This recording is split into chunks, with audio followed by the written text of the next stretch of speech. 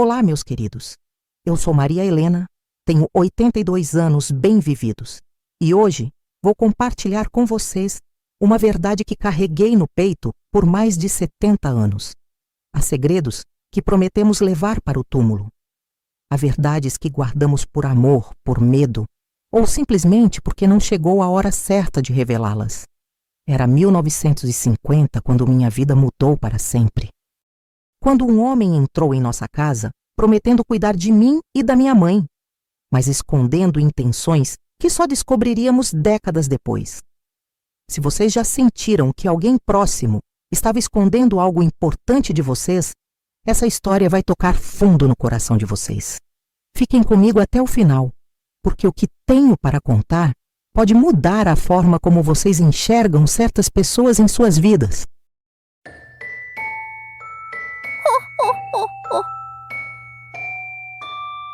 Vocês se lembram de como era antigamente, quando as famílias guardavam segredos como quem guarda joias preciosas numa gaveta trancada? Naquela época, não se falava sobre certas coisas. Engolia-se seco, baixava-se a cabeça e seguia-se em frente. Eu sou Maria Helena, tenho 82 anos bem vividos e hoje, pela primeira vez, vou contar uma verdade que carreguei comigo por mais de 70 anos. Uma verdade sobre meu padrasto que prometia à minha falecida mãe que jamais revelaria enquanto ela estivesse viva. Era 1943 quando nasci, bem no meio da guerra que assombrava o mundo lá longe, mas que chegava até nós através das notícias do rádio Philco, que meu pai sintonizava religiosamente às 7 da noite para ouvir o Repórteresco. Nossa casa ficava numa vila no Brás, numa rua de paralelepípedos onde o cheiro do café torrado da Santa Clara misturava-se com o aroma de pão quentinho da padaria do seu Antônio. Não o meu padrasto, outro Antônio, um italiano bom de coração que nos fiava quando o dinheiro apertava. Meu pai voltava todo dia da estação Roosevelt com o uniforme azul marinho impecável da São Paulo Railway, os botões dourados brilhando mesmo na luz amarelada do lampião que iluminava nossa salinha. As tardes eram embaladas pelo som ritmado da máquina Singer da minha mãe, que costurava para fora para ajudar no orçamento. Ela fazia vestidos para as madames da Paulista, como dizia, sempre com aquele sorriso tímido que eu herdei dela. Eu brincava no quintal coletivo com as outras crianças da vila, sempre de vestidinho de chita que mamãe costurava com retalhos, os pés descalços sentindo a terra batida ainda morna do sol da tarde. Eram tempos simples, mas havia uma paz naqueles dias que eu só fui valorizar muito mais tarde, quando tudo mudou. Meu pai morreu em 1950, num acidente na estação. Eu tinha apenas 7 anos, mas ainda me lembro do cheiro de creolina e desinfetante que vinha de sua roupa quando ele chegava em casa, e de como suas mãos grandes e calejadas faziam carinho no meu cabelo antes de eu dormir. Depois que ele se foi, nossa vida virou de cabeça para baixo. Mamãe chorava escondida enquanto dobrava lençóis brancos que lavava para fora, tentando juntar uns trocados. Foi quando apareceu ele, Antônio Pereira, viúvo, funcionário do Moinho Santista, com seus modos gentis de início e promessas de cuidar de nós duas. O que eu não sabia naquela época, o que descobri só muito mais tarde e que minha mãe me fez jurar que levaria para o túmulo junto com ela, era que por trás daqueles gestos aparentemente bondosos, o leite deixado na nossa porta toda manhã, os pequenos concertos que fazia em casa, havia algo muito mais sombrio. Algo que mudaria para sempre o rumo das nossas vidas e que só agora, depois que mamãe descansou em paz aos 91 anos, eu posso finalmente revelar. Porque algumas verdades são pesadas demais para carregar sozinha, e outras são perigosas demais para contar, enquanto certas pessoas ainda respiram. Depois que papai se foi, nossa vida virou de cabeça para baixo, como um copo d'água que se entorna na mesa. Vocês que viveram aqueles tempos sabem como era difícil para uma viúva criar filha sozinha. O auxílio do IAP mal cobria o aluguel da casinha, e as poucas economias que papai havia juntado trabalhando na ferrovia se foram num piscar de olhos. mamãe aceitava qualquer trabalho que aparecia. Lavava e passava roupas para as famílias do Cambuci, costurava enxovais de casamento e aos domingos vendia brevidade e pamonha na porta da Igreja do Carmo. Eu via suas mãos ficarem cada vez mais ásperas, cheias de pequenos cortes das agulhas e alfinetes, em que ela trabalhava até tarde sob a luz amarelada da nossa única lâmpada de 20 velas. Foi nessa época de aperto que Antônio Pereira começou a orbitar nossa vida como uma traça em volta da luz. No começo eram apenas cumprimentos educados, quando nos cruzávamos na rua. Ele morava algumas casas adiante, numa construção de tijolo à vista que tinha até quintal com limoeiro e horta. Depois vieram os pequenos favores. Ajudava a carregar as trouxas pesadas de roupa molhada, consertava a torneira que pingava, trazia verduras do mercado central alegando que havia comprado demais no fim de feira. O cheiro forte da pomada Minancora que ele usava no cabelo ficava no ar muito depois dele sair, misturado com o aroma penetrante do sabonete Eucalol que impregnava sua pele sempre bem cuidada. Havia algo nesse cheiro que me deixava inquieta, uma mistura enjoativa que grudava na garganta. As vizinhas começaram a tagarelar, como sempre acontecia quando uma mulher sozinha recebia atenções masculinas. Que sorte a sua, Dona Conceição! Cochichavam para a mamãe enquanto estendiam roupa no varal coletivo. Um homem trabalhador, funcionário do Moinho Santista, ainda por cima viúvo e estabelecido na vida. Eu escutava essas conversas escondida atrás da cortina de chitão que separava nossos dois cômodos, observando como mamãe corava e baixava os olhos, mexendo nervosa no terço que sempre carregava amarrado na cintura do avental. Era início de 1951 e a novela Em Busca da Felicidade fazia furor na Rádio Nacional. Toda tarde, às 3 horas, as mulheres da vila se juntavam na casa da Dona Rosa para ouvir os capítulos, e eu notava como mamãe suspirava quando falavam de amor e recomeço. Antônio sabia como conquistar uma criança, ou pelo menos fingia saber. Me trazia balas de goma da confeitaria Colombo da rua Rangel Pestana, perguntava sobre as lições da escola e, certa vez, até me levou para ver os peixinhos coloridos que criava num aquário de vidro no quintal dele. Mas mesmo com meus 7 anos, eu percebia algo estranho naqueles gestos aparentemente carinhosos.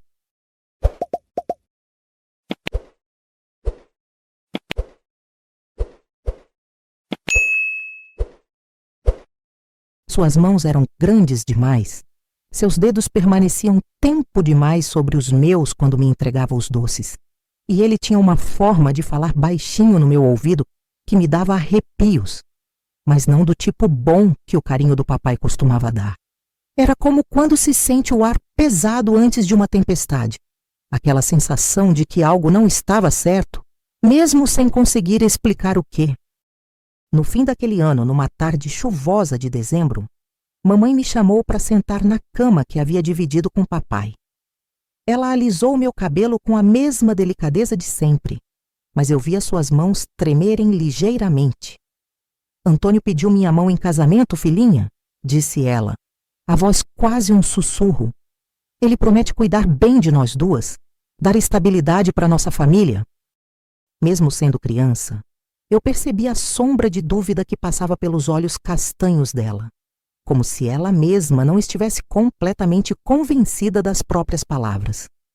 O que nenhuma de nós sabia naquele momento, e que eu só descobriria muitos anos depois, era que Antônio já havia começado a vasculhar nossos pertences quando ficava sozinho em casa, ajudando com os concertos.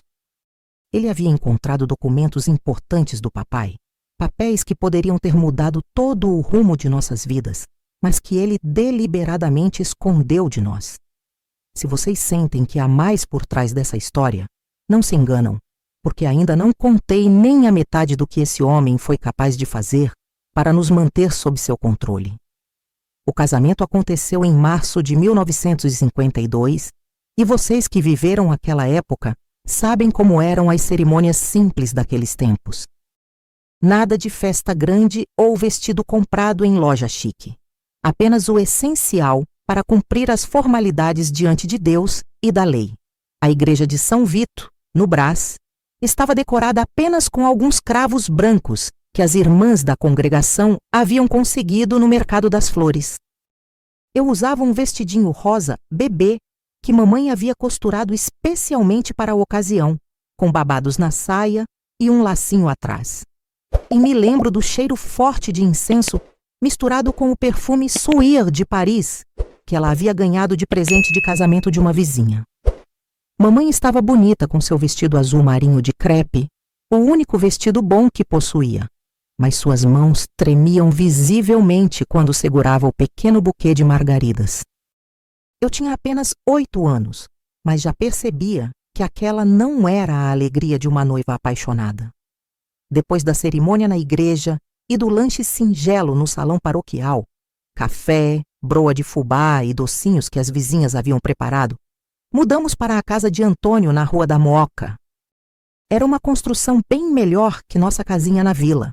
Tijolo à vista, 3 cômodos, quintal com tanque de lavar roupa e até mesmo uma privada dentro de casa. Luxo que poucas famílias operárias podiam se dar naqueles anos. A casa cheirava a cera inglesa e naftalina, um aroma pesado e enjoativo que me dava náusea.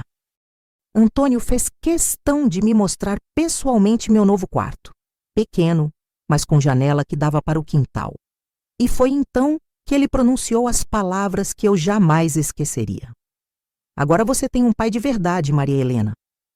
Vai aprender a me obedecer e respeitar como uma filha obediente deve fazer.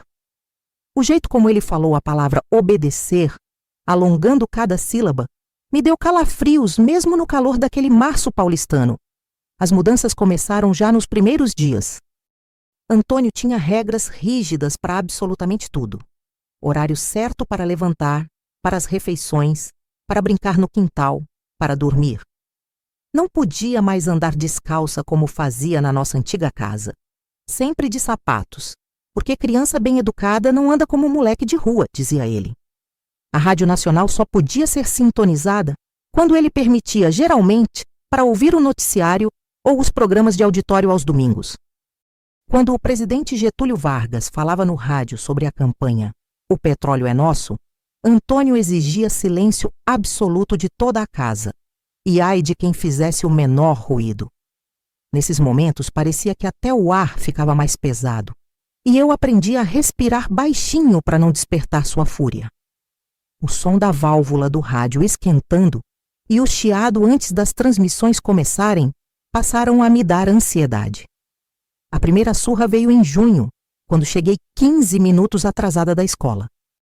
Eu havia parado para observar os tecidos coloridos na vitrine da casa Sloper, na Rua São Caetano, que me lembravam dos vestidos bonitos que mamãe costurava antigamente. Quando entrei em casa, Antônio estava de pé na sala, o cinto de couro já na mão. "Menina sem vergonha que não respeita horário não tem lugar nesta família", disse ele. E foi a primeira vez que vi por completo o homem que se escondia por trás da máscara de bondade. As pancadas doeram na pele, mas o que mais me machucou foi ver mamãe parada na porta da cozinha, as mãos torcendo nervosamente o pano de prato, sem dizer uma única palavra em minha defesa. Naquela noite, ela veio ao meu quarto em silêncio e passou-me nâncora nos vergões roxos, sussurrando pedidos de desculpa que eu sabia que ela não podia falar alto. Era como se nossa casa tivesse se transformado num lugar onde só se podia chorar em segredo.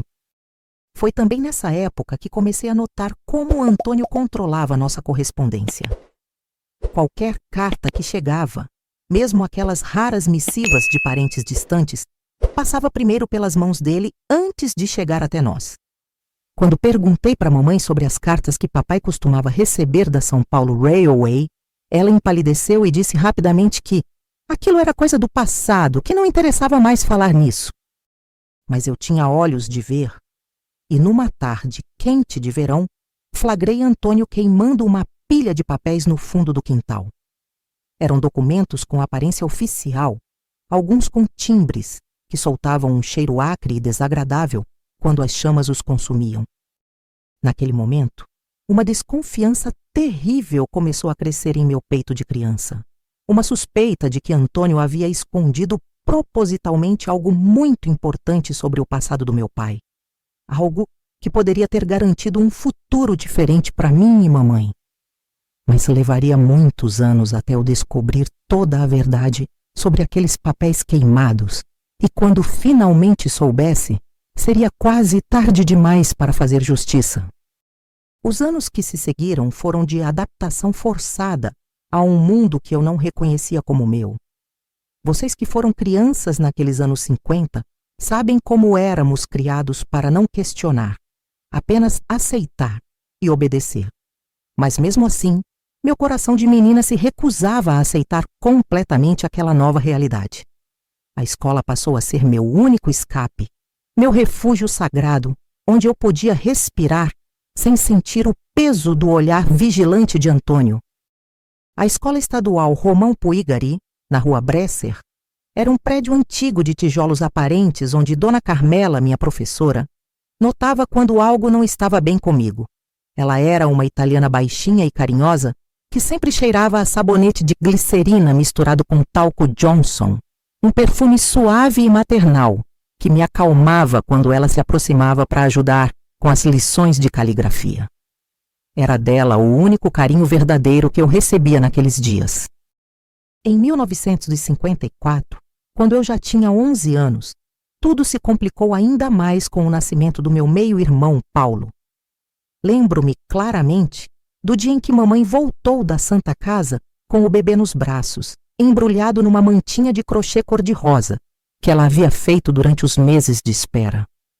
A casa se encheu do cheiro característico de leite morno, pomada hipoglós e sabonete granado, aquele aroma doce e morno que marca os primeiros meses de vida de um bebê. Mas o que mais me chamou a atenção e que me machucou profundamente foi a diferença gritante na forma como Antônio tratava a criança comparado comigo. Para Paulo, só havia sorrisos, carinhos, diminutivos carinhosos sussurrados com ternura. Para mim, permaneciam as mesmas regras inflexíveis, os olhares duros, a cobrança constante por uma perfeição que eu jamais conseguia alcançar aos olhos dele. A década de 50 trouxe prosperidade para muitas famílias, e Antônio fazia questão de ostentar nossa ascensão social. Compramos uma das primeiras geladeiras Cônsul da rua, um eletrodoméstico que custava o equivalente ao salário de 6 meses de um operário comum, e ele adorava mostrar para os vizinhos como éramos uma família estabelecida.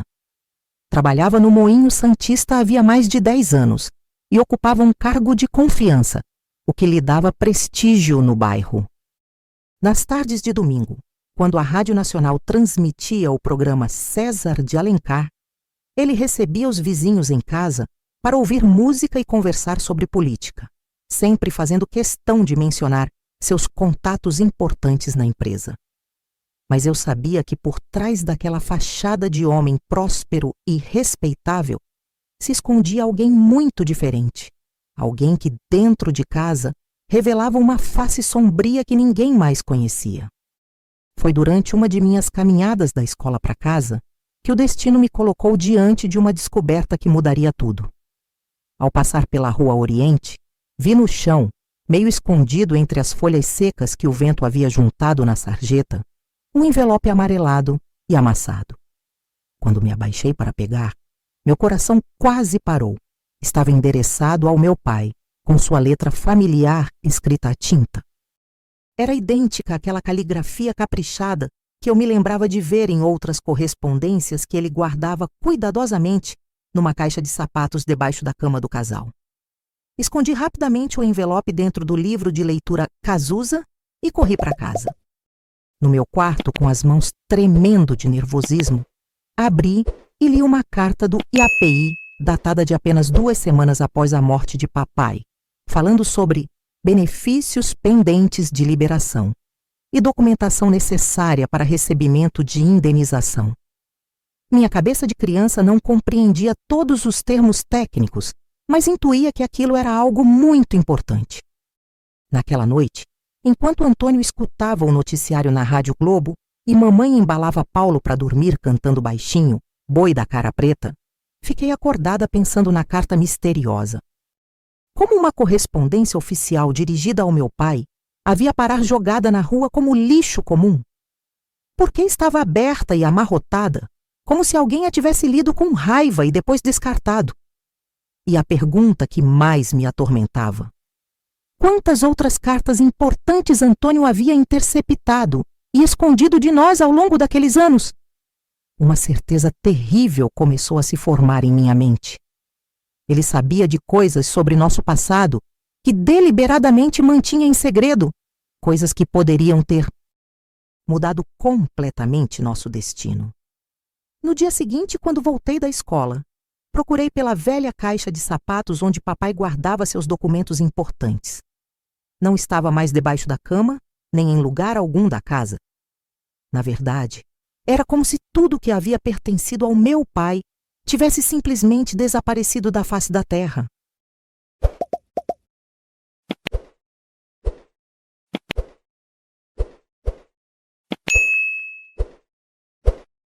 Se vocês acham que essa história já está cheia de mistérios, preparem-se, porque o que descobri depois sobre aqueles documentos desaparecidos foi ainda mais chocante do que eu poderia imaginar naquela época.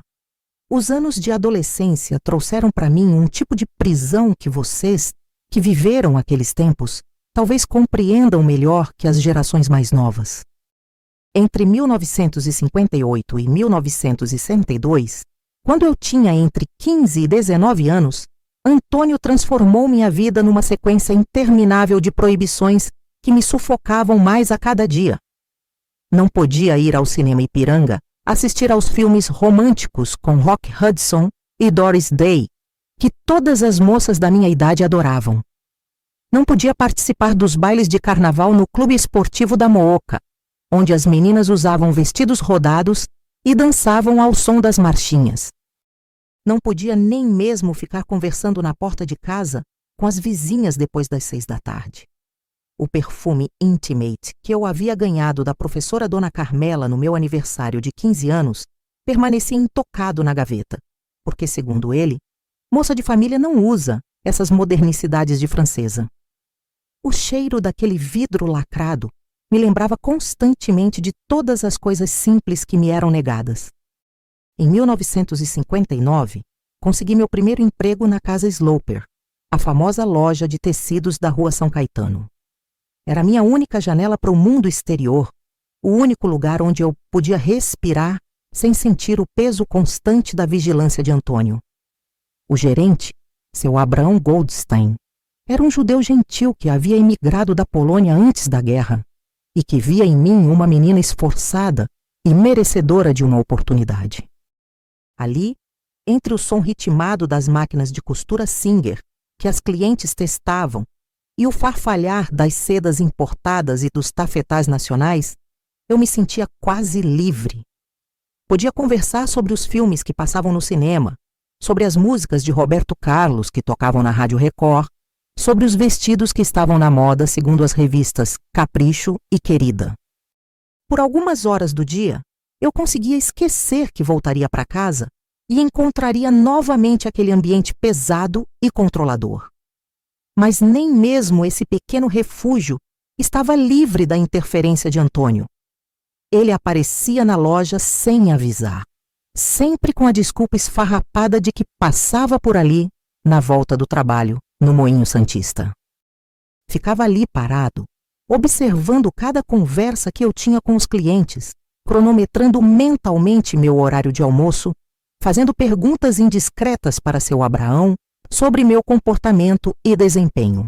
Uma tarde especialmente quente de janeiro de 1961, ele chegou em casa transtornado de raiva, porque uma vizinha bisbilhoteira havia comentado que me viu conversando animadamente com um rapaz na porta da loja. Era apenas um cliente perguntando sobre preços de linho para a mãe dele, mas para Antônio, aquilo representava uma afronta inaceitável à moral da família. Naquele dia, levei a pior surra de todas, e pela primeira vez, mamãe nem sequer tentou interceder por mim. Ela havia se transformado numa sombra apagada de si mesma, uma mulher que falava sussurrando, andava sempre de cabeça baixa e parecia ter perdido completamente a vitalidade que eu me lembrava dos tempos em que éramos só nós duas. O episódio mais doloroso aconteceu no final de 1961, quando um rapaz chamado Osvaldo começou a demonstrar interesse por mim. Ele trabalhava fazendo entregas para várias lojas do bairro, incluindo a Casa Sloper, e era filho de uma família italiana trabalhadora do Brás. Osvaldo sonhava em juntar dinheiro para abrir sua própria oficina mecânica e tinha aquele jeito respeitoso e tímido dos rapazes bem criados daquela época. Começou a me mandar bilhetinhos através de Dona Irene, uma cliente idosa e bondosa, que se compadecia da minha situação. Os bilhetes vinham sempre perfumados com a colônia Água de Cheiro, que ele usava aos domingos, escritos numa caligrafia caprichada, que denunciava pouca instrução formal, mas muita boa vontade e carinho genuíno. Senhorita Maria Helena, dizia um deles que ainda me lembro de cor. Seria uma grande honra se pudesse fazer uma visita em sua casa para pedir permissão de namoro ao seu senhor pai. Eu guardava aqueles bilhetes dentro das páginas do livro Iracema, de José de Alencar, que havia ganhado na escola, sonhando secretamente com a possibilidade de ter um namorado como todas as outras moças. Mas Antônio descobriu tudo, como sempre descobria qualquer coisa que representasse uma ameaça ao controle absoluto que exercia sobre mim. Nunca soube ao certo como, se foi através de alguma vizinha fofoqueira ou se ele tinha o hábito de vasculhar meus pertences quando eu estava na escola ou no trabalho. Numa manhã gelada de sábado em maio de 1962, quando cheguei em casa depois do expediente na loja, encontrei todos os bilhetes de Osvaldo espalhados sobre a mesa da sala, rasgados em pedacinhos miúdos como papel picado de festa junina. Antônio estava sentado na poltrona de couro que havia comprado no crediário, com Paulo no colo. O menino já tinha 8 anos e havia aprendido a se comportar como um pequeno soldadinho obediente na presença do pai. "Que tipo de vergonha é essa, Maria Helena?" berrou ele. E pela primeira vez, vi nos olhos de Paulo o mesmo medo que eu conhecia tão bem. "Que espécie de moça decente recebe bilhetes de amor escondido da família? Que tipo de casa você pensa que esta é?" Naquele momento, olhando para os pedaços dos meus sonhos espalhados pela mesa, como confetes de um carnaval que nunca aconteceria, tomei uma decisão que mudaria tudo. Eu precisava descobrir a qualquer custo o que Antônio estava escondendo sobre nosso passado, porque só assim entenderia por que ele tinha tanto poder sobre nossas vidas. A providência divina, como mamãe costumava dizer, às vezes coloca anjos em nosso caminho quando mais precisamos. Foi assim que conheci Dona Olga Brenner, uma senhora alemã de cabelos brancos como neve, que se tornou cliente regular da Casa Sloper, em 1962. Ela apareceu numa manhã fria de junho, procurando tecidos para reformar as cortinas da casa, e desde o primeiro momento percebi que havia algo especial naquela mulher. Dona Olga tinha aquele porte elegante das senhoras europeias, sempre impecavelmente vestida com seus tailleurs de lã inglesa e sapatos Oxford de couro legítimo. Mas eram seus olhos azuis, penetrantes e bondosos ao mesmo tempo, que pareciam enxergar muito além das aparências. Ela cheirava discretamente a lavanda francesa e pó de arroz Coty, um perfume refinado que contrastava com os aromas mais simples a que eu estava acostumada. Quando me viu tentando disfarçar uma marca roxa no braço, que a manga da blusa não conseguia esconder completamente, seus olhos se encheram de uma compreensão que me assustou. "Minha querida", disse ela numa tarde, quando estávamos sozinhas na loja, porque seu Abraão havia saído para resolver questões no banco. "Eu reconheço esses sinais. Já passei por algo parecido na minha juventude, em Berlim, antes da guerra." Era 1963 e o mundo falava das transformações que estavam acontecendo. O Papa João XXIII havia convocado o Concílio Vaticano II, os Beatles começavam a fazer sucesso e até no Brasil se respiravam ares de mudança com o governo Goulart. Dona Olga me contou que havia sido casada com um homem controlador e violento em sua juventude, e que só havia conseguido se libertar quando descobriu que ele escondia dinheiro que pertencia à família dela. Os homens, como seu padrasto, disse ela, tocando suavemente no meu braço machucado, sempre escondem alguma coisa importante. É assim que mantém controle sobre nós. O som da máquina de costura Singer, funcionando na sala dos fundos da loja, parecia marcar o ritmo daquela conversa que mudaria minha perspectiva para sempre. Dona Olga era uma mulher letrada, coisa rara entre as senhoras de nossa vizinhança. Havia trazido alguns livros da Alemanha e, contra todas as convenções da época, começou a me emprestar volumes que ampliavam minha visão de mundo. Foi ela quem me deu o primeiro exemplar de O Segundo Sexo, da Simone de Beauvoir, escondido dentro de uma revista de moda para que ninguém desconfiasse. Leia com cuidado, minha filha, sussurrou ela, e guarde muito bem escondido. Há verdades neste livro que podem abrir seus olhos para coisas que você ainda não sabe sobre si mesma. Eram tempos em que uma jovem ler sobre feminismo era considerado quase uma heresia. Mas aquelas páginas me fizeram entender que não estava sozinha no mundo, que outras mulheres já haviam passado por situações similares e encontrado formas de resistir.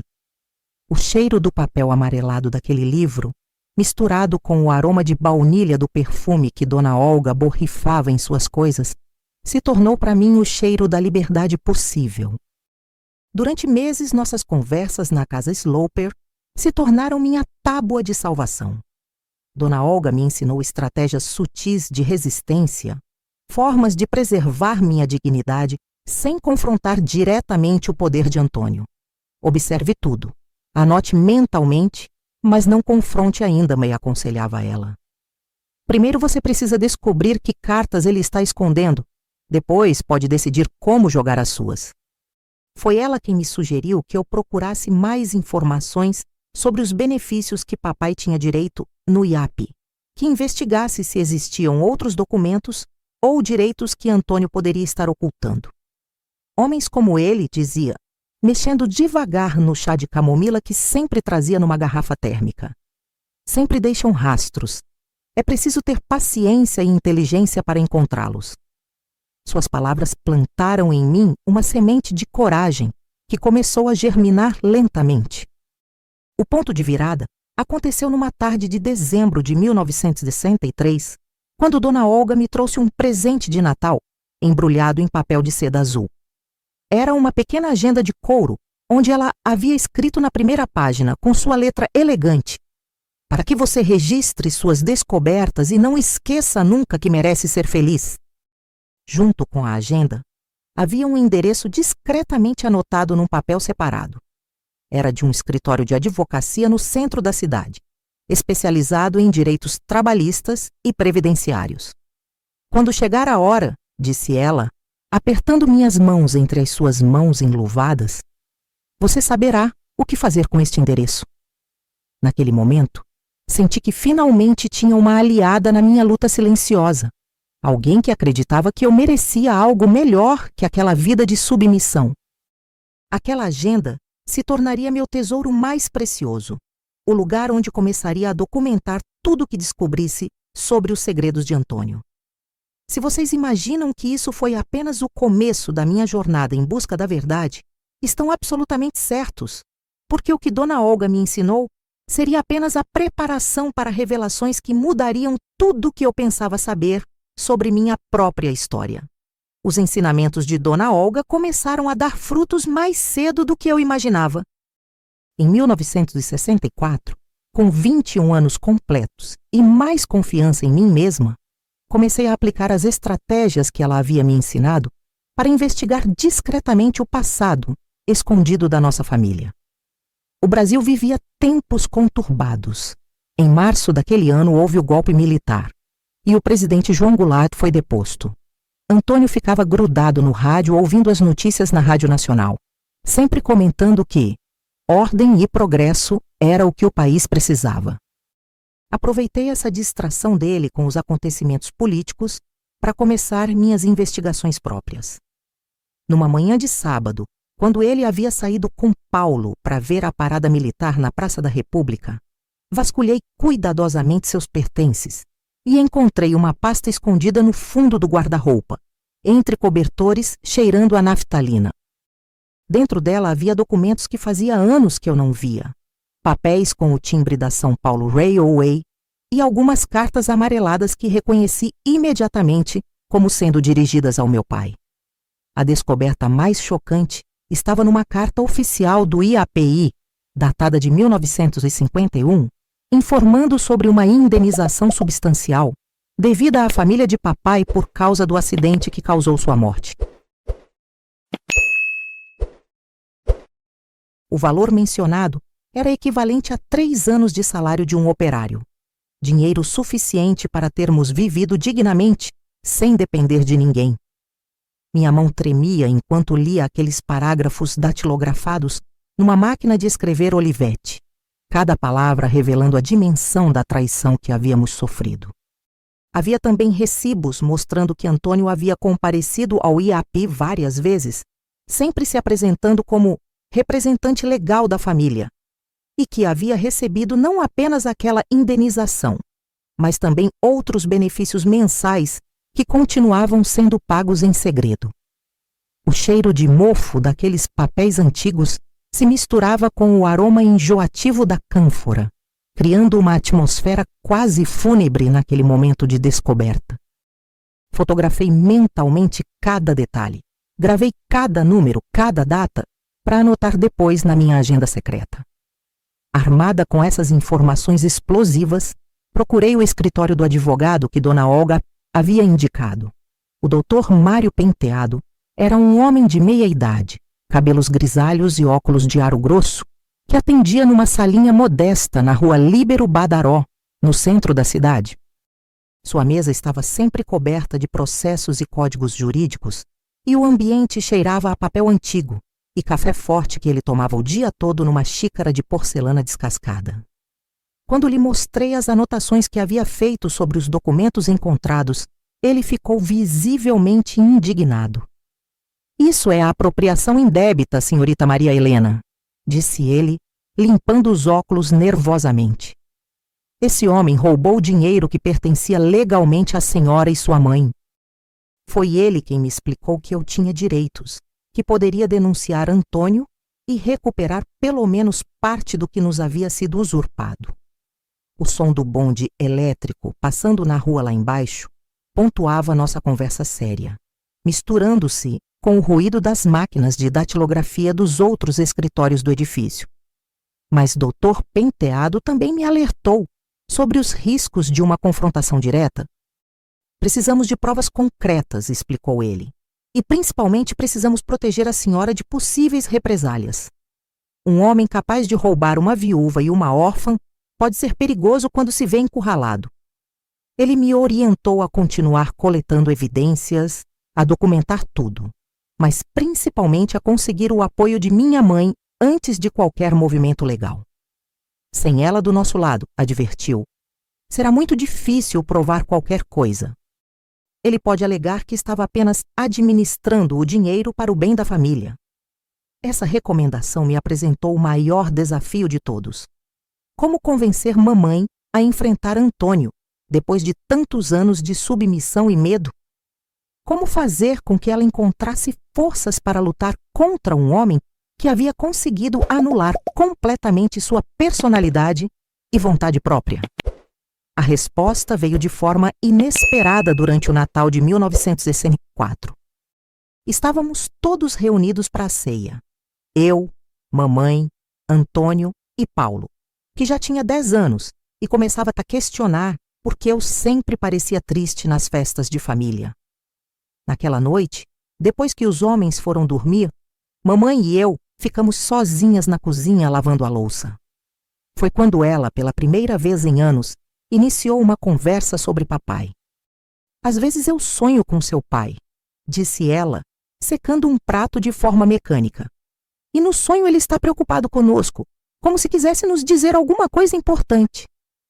Era a abertura que eu estava esperando há tanto tempo. Com muito cuidado, comecei a contar sobre minha descoberta na carta do IAP, sobre minha suspeita de que Antônio havia escondido informações importantes sobre os direitos que tínhamos. Vi seus olhos se encherem de lágrimas quando ela finalmente entendeu a extensão da traição que havíamos sofrido. Eu sempre soube que havia algo errado, sussurrou ela. Mas tinha medo de pensar nisso, medo de descobrir a verdade. Naquele momento, senti que minha mãe verdadeira estava voltando, que a mulher forte que criara sozinha uma filha pequena ainda existia por baixo de anos de intimidação e controle. O ano de 1965 trouxe mudanças significativas para o Brasil e para a nossa família. A ditadura militar estava se consolidando. Roberto Carlos dominava as paradas de sucesso com "Quero que vá tudo pro inferno". E eu, aos 22 anos, finalmente havia encontrado a coragem e as provas necessárias para enfrentar Antônio. Durante meses, com a ajuda discreta de mamãe, coletamos evidências adicionais, cartas interceptadas, recibos escondidos e até mesmo um depoimento discreto de um funcionário aposentado do IAPI que confirmou que Antônio havia retirado dinheiro, em nome da nossa família, sem nossa autorização. O cheiro de papel carbono das cópias que Dr. Penteado fazia dos documentos se misturava com o aroma forte do cigarro continental que ele fumava, criando uma atmosfera tensa em nossos encontros secretos em seu escritório.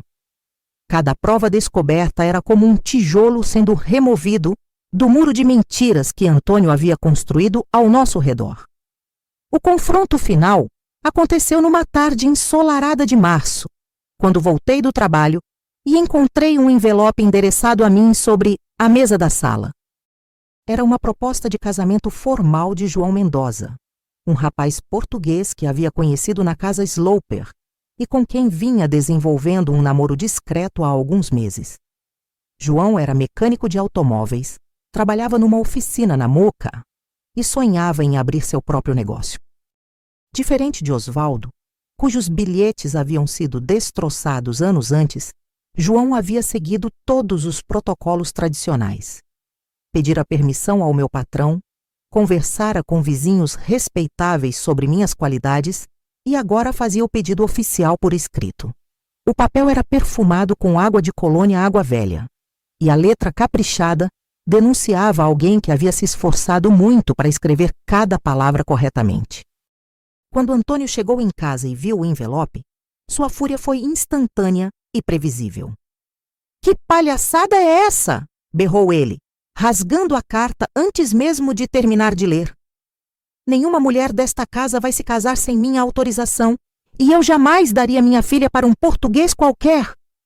Foi quando mamãe, pela primeira vez em 14 anos de casamento, se levantou da cadeira e disse com voz firme: "Ela não é sua filha, Antônio. E você não tem direito nenhum de decidir sobre a vida dela." O silêncio que se seguiu foi ensurdecedor. Paulo, que estava fazendo lição na mesa da cozinha, parou de escrever e olhou para nós três como se estivesse assistindo a um filme. O som do relógio de parede batendo as horas ecoava pela casa como tambores de guerra.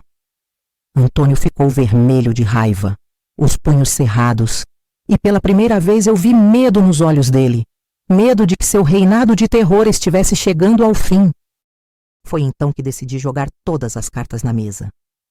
"Sabemos sobre o dinheiro do IAP", disse eu, com uma calma que não sabia que possuía. "Sabemos sobre a indenização do meu pai que você escondeu de nós.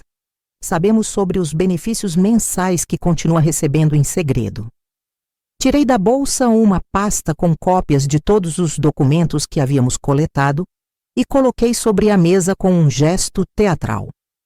Conversamos com um advogado e ele nos disse que isso se chama apropriação indébita.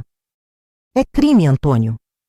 Vi o rosto dele perder a cor, as mãos tremerem ligeiramente quando ele percebeu que não estava mais lidando com uma menina indefesa e uma mulher amedrontada.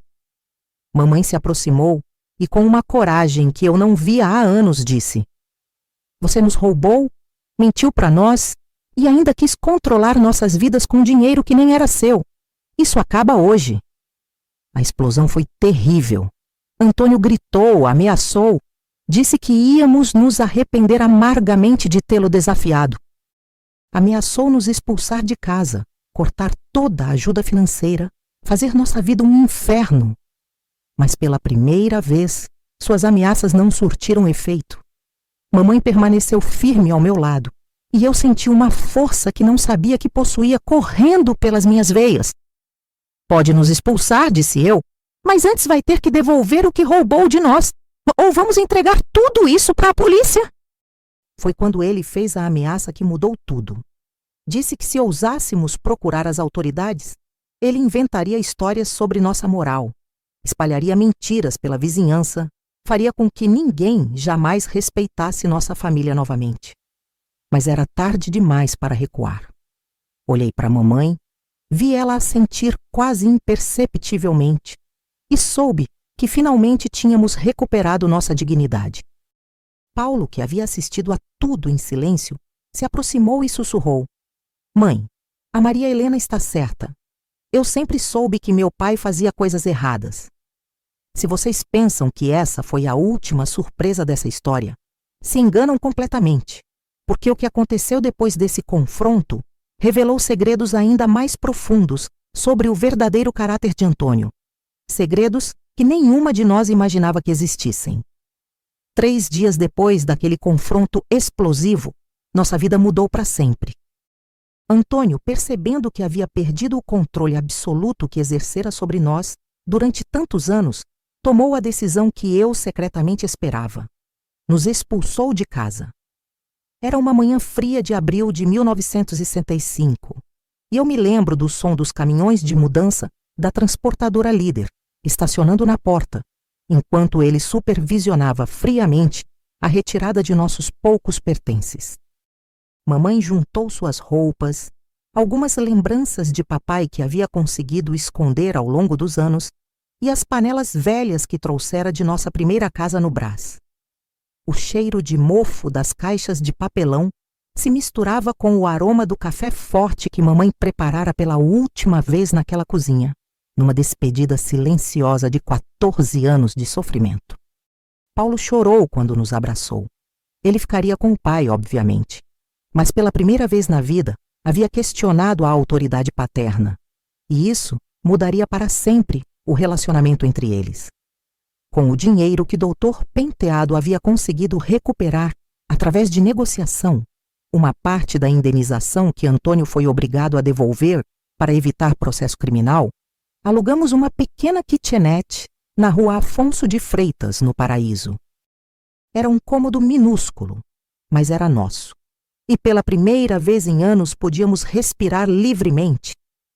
Mamãe floresceu como uma planta que volta a receber sol depois de muito tempo na sombra. Voltou a costurar para fora, dessa vez com prazer, não por desespero. Comprou uma máquina de costura Singer nova, à prestação, e o som ritmado dela funcionando preenchia nosso pequeno lar com música de liberdade. Eu continuei trabalhando na casa Sloper, mas agora a Dona Olga vinha nos visitar regularmente, trazendo livros, conversas inteligentes e aquele perfume delicado de lavanda que sempre me lembrava dos momentos em que descobri que merecia ser feliz. Meu casamento com João aconteceu em setembro de 1965, numa cerimônia simples na igreja de São Judas Tadeu. Era uma época em que os Beatles lançavam Help e o mundo todo cantava Garota de Ipanema. Mas para nós, aquela data marcava muito mais que uma união matrimonial. Era a celebração da nossa liberdade reconquistada. João havia esperado pacientemente durante todos os meses de turbulência, provando ser o homem honesto e trabalhador que eu havia intuído desde o primeiro momento. Não tivemos festa grande, apenas um almoço no restaurante Dona Lucinha, na Liberdade, com os poucos amigos verdadeiros que tínhamos. Dona Olga foi nossa madrinha e Dr. Penteado nosso padrinho. Nossa família havia se redefinido, escolhida pelo coração, não imposta pelas circunstâncias. O som do órgão da igreja tocando a marcha nupcial ecoava diferente quando se casa por amor, não por conveniência ou desespero. Os anos que se seguiram trouxeram a paz que havíamos sonhado durante tanto tempo. João prosperou em sua oficina mecânica, especializada em carros Volkswagen, que estavam se popularizando no país. Tivemos 3 filhos, Carlos em 1967, Ana em 1969 e Ricardo em 1971. Mamãe se tornou a avó mais carinhosa que uma criança poderia ter, compensando todos os anos em que havia sido obrigada a reprimir seus instintos maternais. Ela morava numa casinha pequena que alugamos para ela a 2 quadras da nossa, e vinha todos os dias nos ajudar com as crianças, contando histórias, ensinando cantigas, sendo finalmente a mulher alegre que eu me lembrava da minha infância. O cheiro de bolo de fubá que ela fazia todos os sábados se tornou o aroma da felicidade para nossos filhos, uma tradição que eles levariam para suas próprias famílias décadas depois. Antônio continuou sua vida na casa da Moca, mas o relacionamento com Paulo nunca mais foi o mesmo depois daquele dia em que o menino havia questionado sua autoridade. Paulo cresceu revoltado. Tornou-se um jovem arredio que visitava mamãe escondido do pai, sempre pedindo desculpas pelo que Antônio havia feito conosco. Em 1975, quando completou 21 anos, ele veio nos procurar com uma revelação que nos deixou estarrecidas. Havia encontrado, no sótão da casa, uma caixa com dezenas de cartas que Antônio havia interceptado ao longo dos anos, não apenas as nossas, mas correspondências de outras pessoas da vizinhança. Era um homem que havia feito do controle e da manipulação um modo de vida, alguém que se alimentava do poder que exercia sobre os mais fracos. Paulo trouxe também alguns documentos que revelavam que Antônio havia usado parte do dinheiro roubado de nós para fazer investimentos em imóveis, tornando-se mais próspero do que aparentava. A dimensão completa de sua traição era ainda maior do que havíamos imaginado. Mas naquela altura, nossas vidas já estavam reconstruídas sobre bases sólidas, e aquelas revelações tardias não conseguiam mais nos abalar como teriam feito no passado. Os anos passaram como folhas levadas pelo vento, e nossa família cresceu em amor e prosperidade honesta. Durante a década de 80, quando o Brasil vivia a abertura política e sonhava com a democracia que viria em 1985, nossas vidas seguiam o curso natural da felicidade conquistada com muito suor e coragem. João tornou-se um empresário respeitado no ramo de autopeças, especializando-se em motores de Fusca e Kombi que dominavam as ruas da cidade. Nossos filhos cresceram ouvindo as músicas de Caetano Veloso e Gal Costa no rádio, estudando em boas escolas e, principalmente, aprendendo que o respeito mútuo e a honestidade eram os pilares fundamentais de uma família verdadeira. O cheiro de óleo de motor que João trazia nas roupas quando voltava da oficina se misturava com o aroma do perfume Natura Ecos que eu havia começado a usar. Cheiros simples que representavam uma vida construída sobre verdades, não sobre mentiras e manipulação. Antônio morreu em 1985, aos 73 anos, vítima de um infarte fulminante. Foram Paulo e eu que organizamos o velório na Funerária São Paulo, na Rua da Consolação, porque mamãe, então, com 61 anos, se recusou terminantemente a participar dos preparativos. Não desejo o mal de ninguém, disse ela, mas também não vou fingir uma dor que não sinto. O velório foi uma cerimônia estranha, frequentada principalmente por vizinhos curiosos e alguns colegas do Moinho Santista, onde ele havia trabalhado por décadas. Enquanto as pessoas murmuravam condolências convencionais, eu observava o rosto tranquilo de Paulo, que finalmente parecia em paz depois de anos carregando o peso de ter um pai que nunca conseguira amar verdadeiramente. O som do terço sendo rezado pelas carpideiras contratadas ecoava pelo salão, mas para mim aquelas orações soavam como uma despedida definitiva de um capítulo sombrio que finalmente estava sendo encerrado. Foi durante os anos 90, quando mamãe já estava na casa dos 70 anos, que ela começou a me contar detalhes que havia guardado durante décadas. Numa tarde de domingo, enquanto tomávamos café na varanda de sua casinha e assistíamos nossos netos brincarem no quintal, ela me revelou que sempre soubera sobre o dinheiro escondido.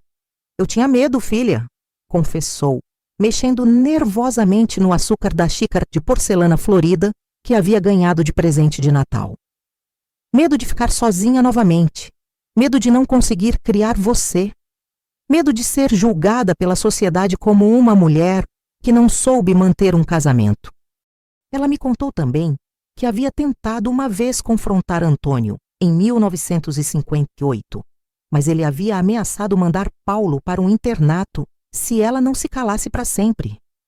A partir daquele dia, disse ela, entendi que minha única chance de sobrevivência era esperar que você crescesse e fosse forte o suficiente para nos libertar. Foi quando compreendi que minha mãe havia sido muito mais corajosa do que eu imaginava. Ela havia resistido da única forma que podia, protegendo-nos até que chegasse o momento certo de agir. Em 2015, mamãe nos deixou aos 91 anos, tranquilamente, durante o sono, depois de uma vida que finalmente havia conhecido mais alegrias que tristezas. No velório, Paulo, já um homem de 61 anos, casado e com filhos próprios, segurou minha mão e sussurrou: "Ela foi a mulher mais corajosa que conheci. Demorou, mas conseguiu se libertar e libertar vocês também." Foi durante os preparativos para o enterro, quando estávamos organizando os pertences dela, que encontramos uma caixinha de joias antiga, onde ela guardava todas as cartas que papai havia escrito para ela durante o namoro.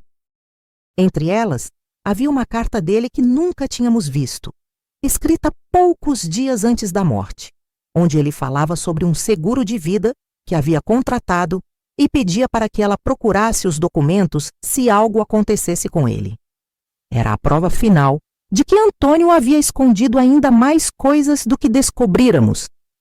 Mas naquela altura, a justiça terrena já não nos interessava tanto quanto a paz de espírito que havíamos conquistado. Hoje, aos 82 anos, quando olho para trás e vejo a jornada que percorremos, sinto um misto de gratidão e responsabilidade. Minhas netas me procuram pedindo conselhos sobre relacionamentos, sobre como reconhecer os sinais de um homem controlador, sobre como ter coragem para sair de situações tóxicas. E eu sempre repito para elas o que Dona Olga me ensinou há tantos anos. Mulher que se conhece e se valoriza não aceita migalhas de amor disfarçadas de proteção. Contar essa história não foi fácil. Durante 70 anos, mantive a promessa que fiz à minha mãe de só revelar a verdade depois que ela partisse. Mas agora, entendo que algumas verdades precisam ser compartilhadas, não por vingança ou rancor, mas para que outras mulheres possam reconhecer os sinais que nós demoram tanto para ver. Porque se existe uma lição que aprendi nessa vida longa e vivida, é que o silêncio pode ser tanto uma proteção quanto uma prisão. E só nós podemos decidir quando é hora de quebrar essas correntes e falar nossa verdade. Se essa história tocou o coração de vocês, se reconheceram situações similares em suas próprias vidas ou nas vidas de pessoas queridas, não se calem. Algumas verdades, quando compartilhadas, têm o poder de libertar não apenas quem as conta, mas também quem as escuta. E assim termina a história que guardei por 7 décadas. Contar essa verdade não me trouxe vingança ou rancor, me trouxe paz. A paz de quem finalmente pode respirar livremente depois de anos carregando um peso sozinha. Talvez você também tenha uma verdade guardada no peito. Talvez reconheça sinais parecidos em sua própria família. Ou talvez essa história apenas confirme que, às vezes, as pessoas que mais confiamos são as que mais segredos escondem.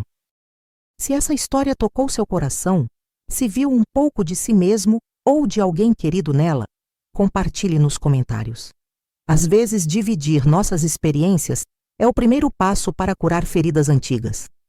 Lembrem-se, nunca é tarde demais para buscar a verdade. E nunca somos velhos demais para recomeçar. Até a próxima conversa, meus queridos. E lembrem-se sempre, vocês merecem ser felizes.